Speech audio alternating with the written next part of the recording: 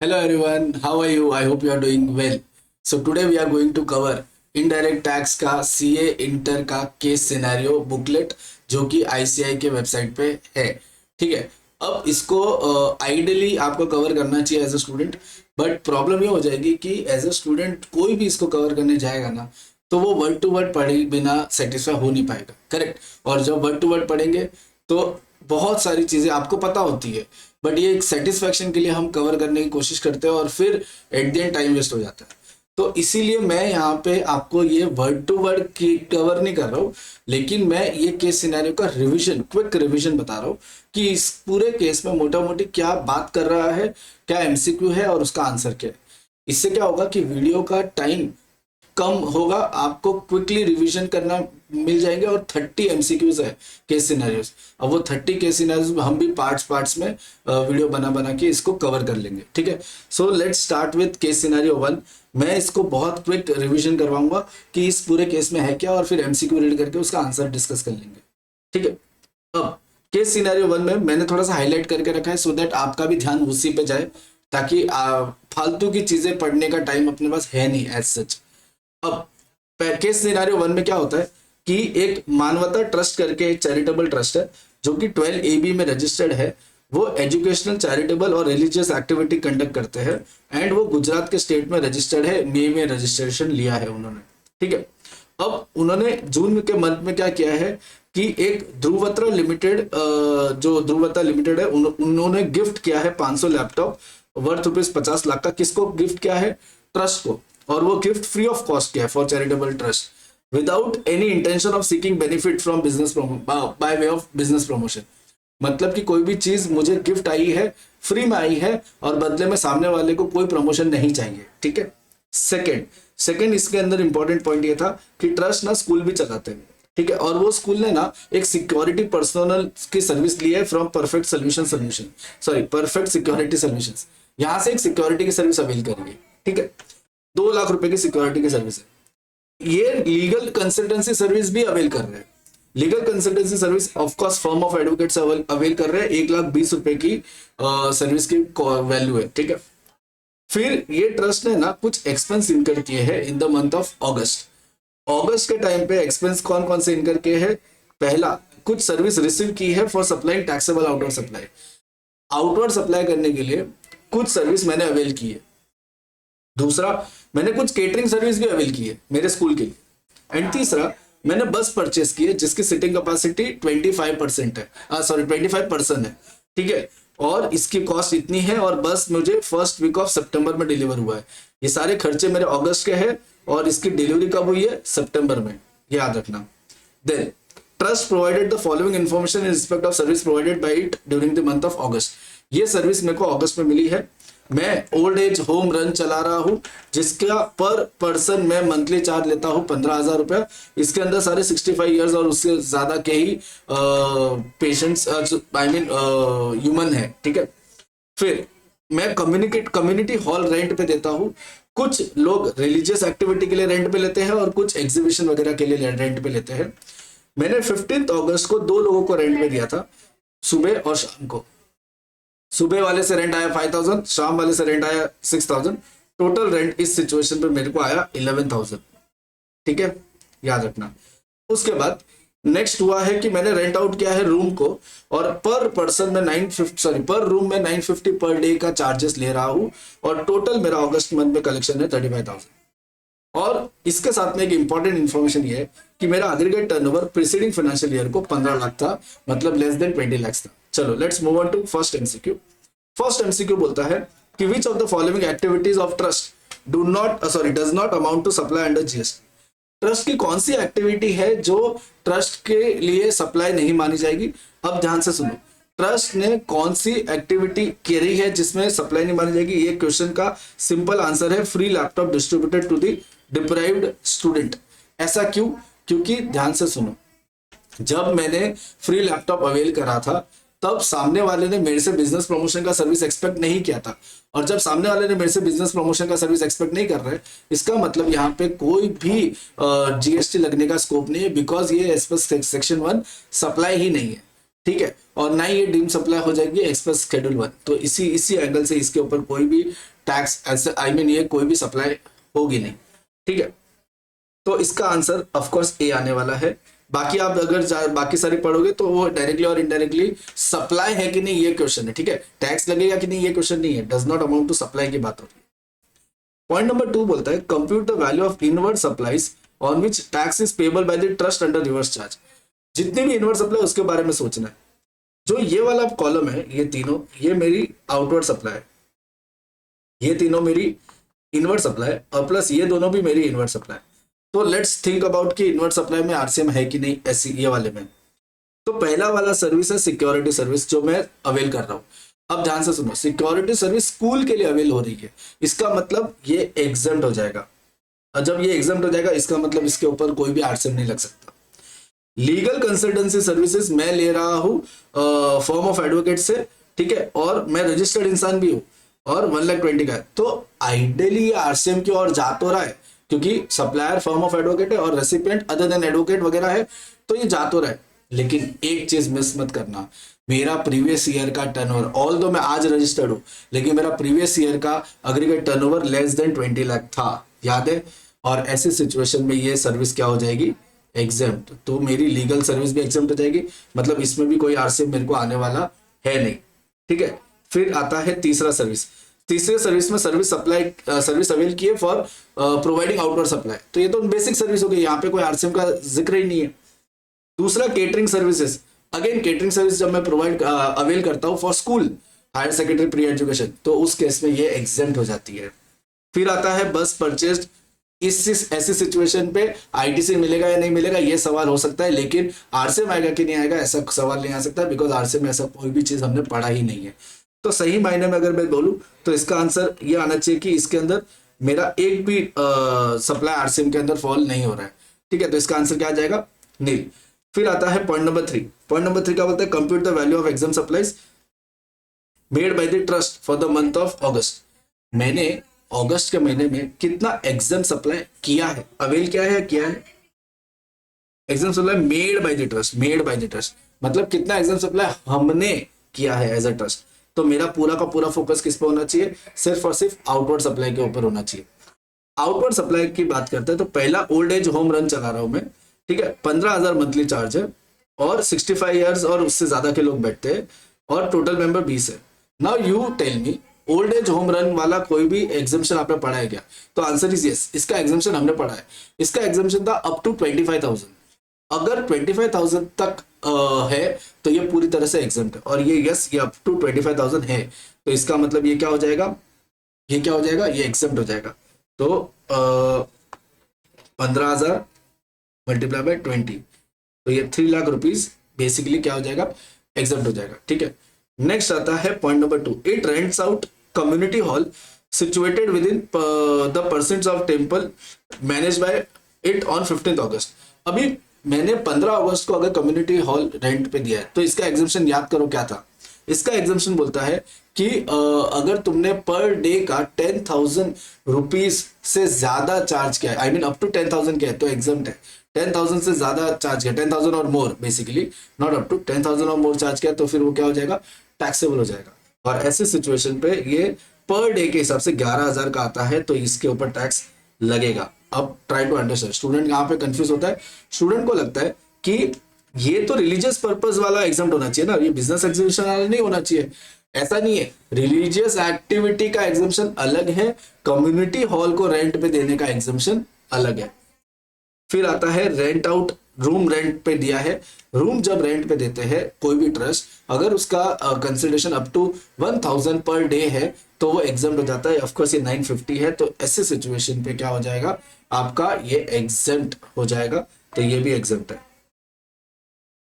अब total exemption की बात करूं तो ये 3 लाख और ये 35,000, तो टोटल 3,35,000 आपका एग्जाम्पशन में जाएगा। 3,35,000 आपका क्या हो जाएगा, एग्जाम्पशन में जाएगा।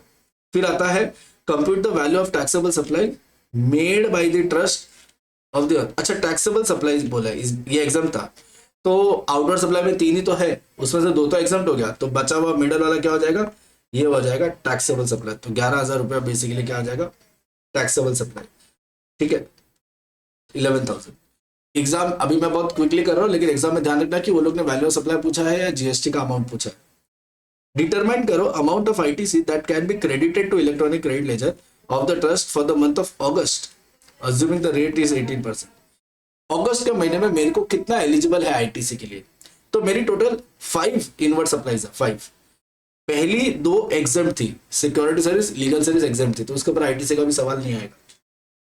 ये सर्विस अवेल किया था फॉर प्रोवाइडिंग आउटडोर सप्लाई, तो ये मेरा जेन्युइन आईटीसी है, मतलब इसमें तो कोई दो राय है ही नहीं, ये मेरा वैल्यू ऑफ सप्लाई है, टैक्स का अमाउंट नहीं है। केटरिंग सर्विस मेरे लिए एग्जाम्प्ट है। बस परचेज सर्विस, मैं ट्राई टू अंडरस्टैंड, अगर तुम्हारा मोटर व्हीकल है तो उसका क्रेडिट नहीं मिलता है, लेकिन इसकी सिटिंग कैपेसिटी 25% है, इसका मतलब इसका क्रेडिट मुझे मिल जाएगा, ये 17.5 में ब्लॉक नहीं होगा। तो जहां तक बस की बात है तो इसका क्रेडिट तो डेफिनेटली मिलने वाला है। बट प्लॉट में ट्विस्ट ये है कि तुम्हें अगस्त का क्रेडिट पूछ रहे हैं। ऑल दो अगस्त बस अगस्त में परचेस किया है, लेकिन उसका डिलीवरी कब आया है? सितंबर में। एंड अकॉर्डिंग टू आईटीसी के रूल्स क्या बोलते हैं कि अगर डिलीवरी जब भी पूरी तरह से गुड्स रिसीव होते हैं सेक्शन 16 के हिसाब से, तो ही आप आईटीसी ले सकते हो। एंड सिंस इसका डिलीवरी हुआ ही नहीं अगस्त में, तो अगस्त में आप आईटीसी के लिए एलिजिबल ही नहीं होते, तो इसका आईटीसी आपको नहीं मिलेगा। इसका आईटीसी नहीं मिलेगा नॉट बिकॉज ऑफ 17.5, इसका आईटीसी नहीं मिलेगा बिकॉज आपने गुड्स अब तक रिसीव नहीं किए। तो 3,50,000 का अगर मैं 18% करूं तो 3,50,000 का 18%, ये होता है 63,000। तो 63,000 का आईटीसी मेरे को बेसिकली क्या हो जाएगा? मिल जाएगा, बाकी कोई आईटीसी नहीं मिलेगा। तो इसका आंसर आना चाहिए बी, 63,000। ठीक है, अभी इसका केस सिनेरियो मेरे हिसाब से खत्म हो गया। अब अपन आगे बढ़ते हैं केस सिनेरियो 2। केस सिनेरियो 2 का क्विक रिकैप ये है कि एक बली बेल्स लिमिटेड है, प्राइवेट लिमिटेड कंपनी है, उसने ये 4 आउटवर्ड सप्लाई किए, उसमें से कुछ टैक्सेबल है और कुछ एग्जम्प्ट है, इंटरस्टेट है और इंटरस्टेट है। प्लस बेल लिमिटेड ने क्या किया है, कुछ लैंड बेचा है 2 करोड़ का। बेल लिमिटेड ने परचेस किया है एक 1 हेवी स्टील मशीनरी सितंबर में, लेकिन उसने इसको कैपिटलाइज किया है, मतलब ये एक एसेट बना दिया अपने बुक्स ऑफ अकाउंट में। But the problem is claim किया है डेप्रिसिएशन कैपिटलाइज वैल्यू पे, मतलब ये जो कैपिटलाइज किया है ना 1 लाख रुपए का, वो कैपिटलाइज करने के बाद जीएसटी वैल्यू पे भी क्लेम कर दिया है। कैसे पता चला? अगर आप ध्यान से पढ़ो तो Bell Limited capitalise the value of machinery along with GST, मतलब मैंने 1 लाख रुपए कैपिटलाइज दी, क्या 1 लाख प्लस 18%, मतलब कि मैंने अलोंग विद जीएसटी कैपिटलाइज कर दिया, प्लस मैंने कैपिटलाइज वैल्यू पे आईटीसी ले लिया। तो अगेन अगर आपने डेप्रिसिएशन ले लिया, मतलब अगर आपने इनकम टैक्स में जीएसटी के ऊपर डेप्रिसिएशन ले चुके हो तो आपको उसका आईटीसी नहीं मिलेगा। सिंपल, ये याद रखना। फिर नेक्स्ट क्या बोलता है कि apart from this on tax invoice dated 25 July of previous financial year with respect to inward supply of 50,000 the company has not availed the ITC yet. Previous year का अगर इनवॉइस का आईटीसी मुझे अभी तक नहीं मिलता है तो करंट ईयर में आईटीसी लेने का एक टाइम लिमिट होता है, और वो टाइम लिमिट क्या होता है? वो टाइम लिमिट होता है 30th November of next year, next financial year, और एक्चुअल डेट ऑफ फाइलिंग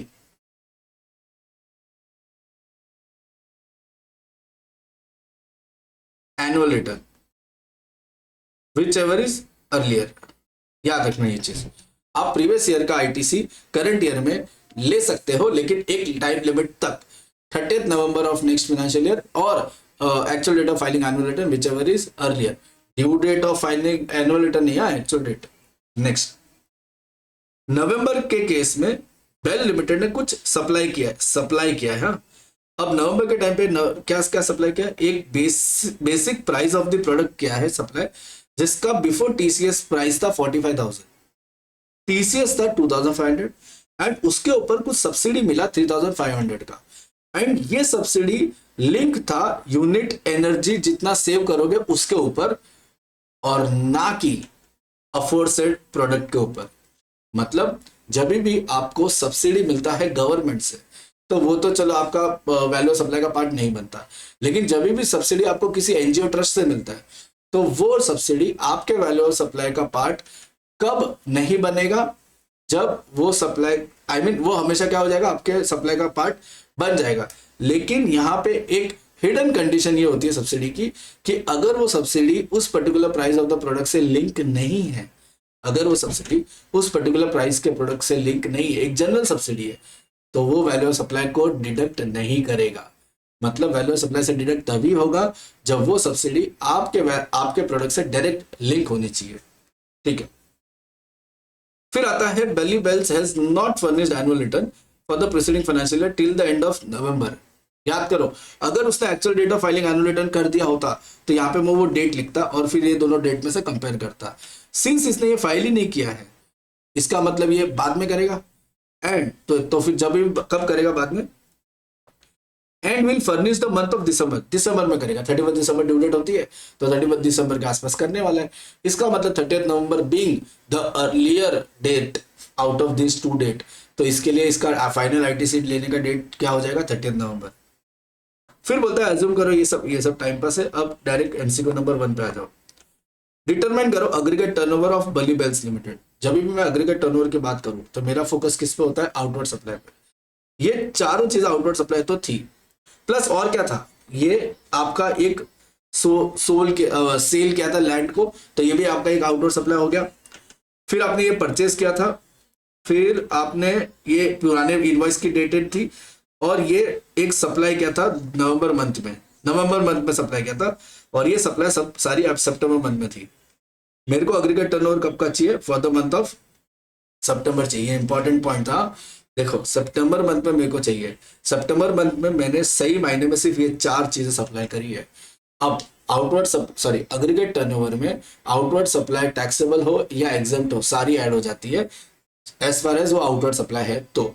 अब सुनो, और प्लस सप्लाई है तो सप्लाई की डेफिनेशन मीट होनी चाहिए। 40,000 आरटीपी में एक क्वेश्चन है जिसमें वो सप्लाई की डेफिनेशन मीट करता नहीं है, जैसे शेड्यूल 3 वाली आइटम, तो वो इंपॉर्टेंट एरिया है, वो भी देख लेना एक बार। तो 40,000 plus 40 lakh plus 30 lakh plus 15 lakh plus 10 lakh, total मिला के कितना हो गया, 70, 80, 95 लाख। तो इसका आंसर क्या आना चाहिए अग्रीगेट टर्नओवर का, 95 लाख। ठीक है, 95 lakh should be the aggregate turnover for September month. इसमें गलती से भी ये वाला ऐड मत कर देना, ये वाला पॉइंट। ठीक है, और ये तो होगा ही नहीं, परचेज है। Next, Bally Bell wants to avail ITC on GST paid on the heavy steel machinery purchased in September. Which of the following statement is true in this regard? अब इसके लिए स्टेटमेंट तो पढ़ना ही पड़ेगा। इन शॉर्ट ये बोल रहा है कि बली बेल को आईटीसी लेना है जो हैवी मशीनरी परचेस किया था सितंबर में। आप बताओ क्या इसका आईटीसी मिल सकता है? Answer is no. आईटीसी कैसे मिलेगा? अगर आपने इनकम टैक्स के अंदर जीएसटी का बेनिफिट ले लिया है तो आपको जीएसटी के अंदर आपको आईटीसी नहीं मिलेगा। Point number 1, ITC on the machinery cannot be availed since depreciation has been claimed on the GST paid on the machinery. Yes, answer is A.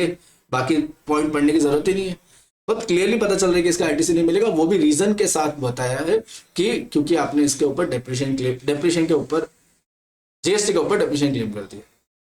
Point number 3, Bally Bells can claim ITC on inputs received in July of preceding financial year up to dash of the current financial year.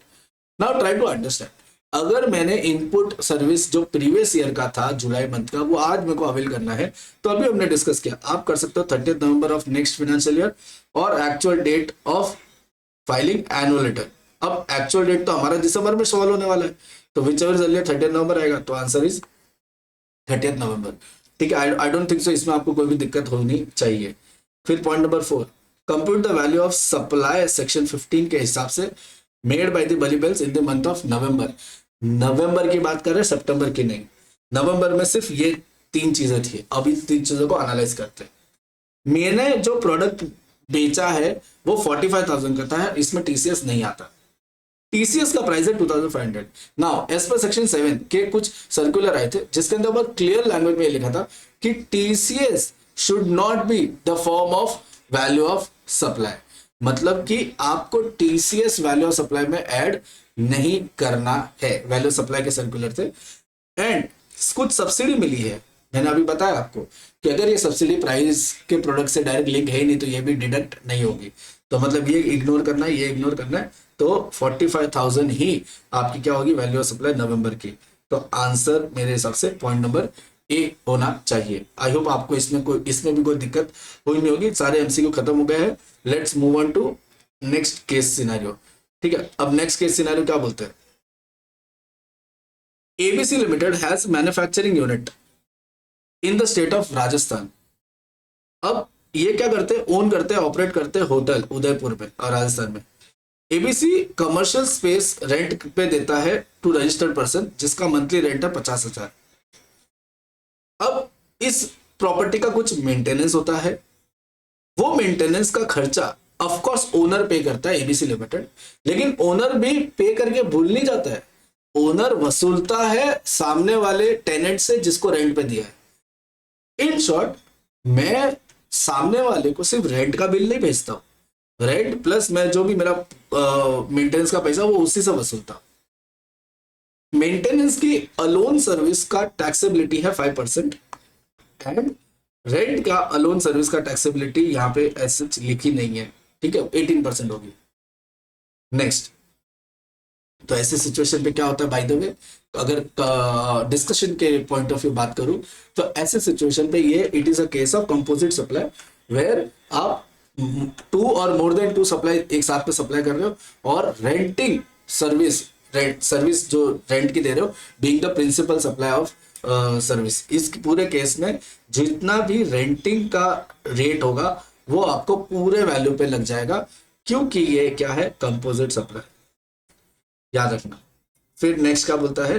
During the year ABC Limited agreed to provide the hotel to mister X for a business conference to be head.